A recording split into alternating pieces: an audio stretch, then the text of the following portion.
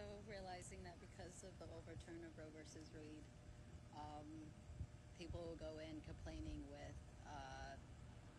spontaneous abortion-like symptoms, miscarriage symptoms, and will be completely ignored. Because what can a doctor do? They could be imprisoned, fined, jailed for treating an emergency like this. So I'm not surprised that I was ignored, and it took near 18 months to be diagnosed with PCOS, which polyovarian cystic syndrome.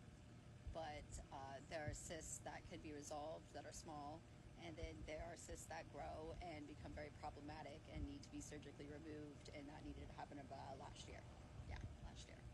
And just the trauma of people telling me that if that was happening, you'd be in more pain than you're presenting. And I'm like, I don't know what you think someone in pain is supposed to look like, but I wish you would just listen to the words I say and believe that I am experiencing pain, and not continue to put the wrong information in my medical documentation saying it's just discharge, not even ever mentioning that I was bleeding, saying I'm having a sharp pain when I never said that abdominal pain, when I'm like, I never added the lower back pain, never added the fact that my pain, if you look at what a contraction is, I described a contraction, or ovarian torsion, which now has been found that there's so much like swelling and scar tissue right there, it's hard for them to even see on the ultrasound what it is.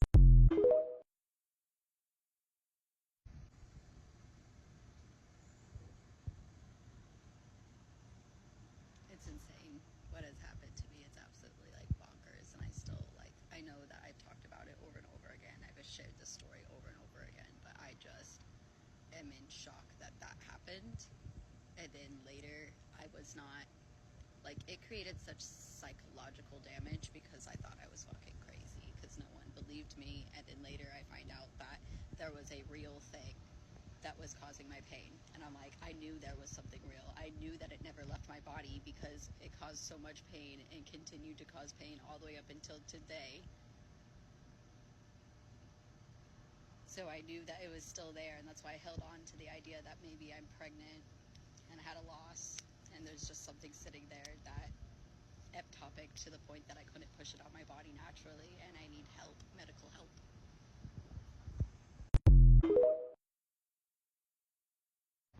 And then there's the people that say that if it was an ectopic pregnancy, then you would have been dead by now. And it's like, well, there are variations, and that's not always the case. You can have a stillborn and you just sit there until someone removes it from your body. You can have a dermoid cyst that a pregnancy absorbs into. That's probably the possibility with what I got going on.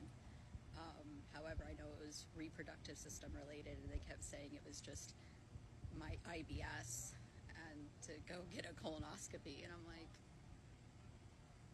then later finding out I was right, doesn't make me feel much better, because why was I so ignored to the point that I had mental health disorders?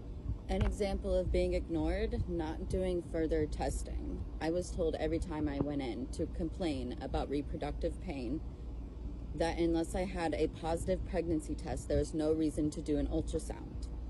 However, the only way to find out if I have this issue that I have going on is with an ultrasound.